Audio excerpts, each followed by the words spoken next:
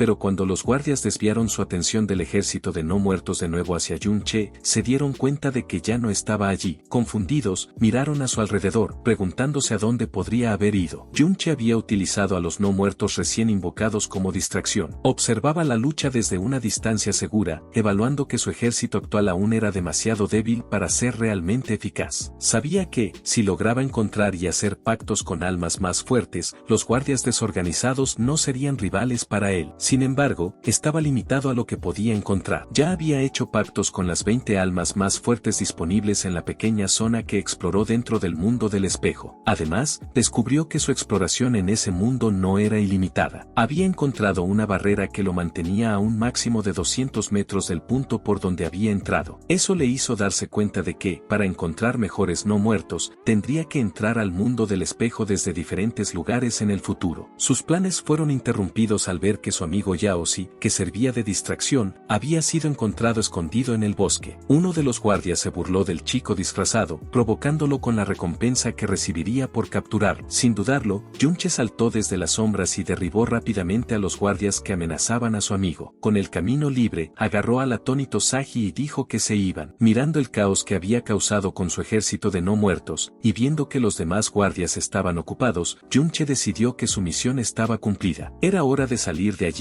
huir del peligro y revisar adecuadamente todo lo que había conseguido con su audaz invasión. Mientras Yun Che y Yao Si escapaban, los guardias de la familia Din seguían luchando contra el ejército de no muertos. Los guardias atacaban ferozmente a los guerreros esqueléticos, rompiendo sus huesos. Un líder de los guardias se dio cuenta de que las criaturas no eran muy fuertes, pero el alivio fue momentáneo. Para su horror, los esqueletos derrotados se reformaban instantáneamente, ilesos. Continuaron luchando, pero los esqueletos revivían sin parar justo cuando los espíritus de los guardias empezaban a flaquear. Dinao, el poderoso tercer jefe de la familia Din, de nivel 52, apareció tranquilamente fumando. Se dio cuenta de que los esqueletos eran criaturas invocadas, y que para revivirlos, el invocador gastaba su energía mágica. Con una sonrisa confiada, concluyó que bastaba conseguir matándolos hasta que su maestro se quedara sin energía. Algún tiempo después del ataque caótico, el viejo maestro, el poderoso jefe de familia, de larga barba blanca, regresó. Inmediatamente preguntó si la importante invitada, señorita Yun Miao, seguía en la residencia. Su hijo, Dinao, se inclinó y se disculpó por no haber podido retenerla allí. Explicó que el invasor fue increíblemente audaz, causando alboroto al gritar e incluso romper una ventana, lo que asustó a la invitada y la hizo marcharse. El viejo maestro, el formidable Din Dan, nivel 57, hijo del héroe Din Kun, se enfureció. Gritó a su hijo por el fallo total en la seguridad, indignado de que un intruso hubiera entrado entrado y escapado sin siquiera ser identificado. Dinao bajó la cabeza avergonzado y asumió toda la culpa. Sin embargo, Dinao trajo buenas noticias. A pesar del caos, la señorita Junsa accedió a visitar la mazmorra del héroe, lo que significaba que el asunto del abuelo, el héroe Din-kun, no había sido arruinado. Eso no calmó al patriarca, Din-dan, que juró matar a los culpables sin piedad. Luego ordenó impacientemente a su hijo que revisara rápidamente qué más había sido robado. Lejos del caos, Junche evaluaba sus ganancias. Miró el pase de acceso temporal a la mazmorra que había robado, que estaba a nombre de Yaoshi. Ese era su objetivo principal, pero aún necesitaba una escolta para la mazmorra del héroe. Decidió no apresurarse con ese problema. Evaluó los otros beneficios de la invasión a la casa de la familia Din. Fue muy lucrativo. Subió al nivel 20. Su poderoso anillo óseo de quimera casi fue destruido al bloquear un ataque, pero robó más de 10 valiosos libros de habilidades. Uno de los libros contenía habilidades de canto, todas del tipo de soporte. Aprendió el canto de la canción de batalla, que aumentaba la tasa y el daño de los golpes críticos, pero reducía la defensa. Inmediatamente pensó en su forma inversa, la canción de escudo, que haría lo contrario. Se dio cuenta con entusiasmo de que, al aprender y revertir esas habilidades de soporte, podría aumentar mucho sus atributos, especialmente con una nueva habilidad pasiva que aumentaba su fuerza. Sabía que podría aplastar a cualquier oponente del mismo nivel solo con estadísticas. Además de los libros de habilidades, el señor de la mazmorra dejó caer un objeto raro de nivel 30, la armadura del caballero corrupto, que sería útil más adelante, pero por encima de todo, niveles, habilidades y equipamiento, finalmente había subido su habilidad oculta mundo del espejo al nivel 2. Pensando en sus nuevas habilidades, Junche reconoció que sus nuevos no muertos invocados aumentaban mucho su poder de combate, pero aún no era suficiente. Al recordar la estatua del héroe Din-kun, concluyó que su enemigo era al menos un berserker de rango S. Para tener alguna posibilidad de matarlo,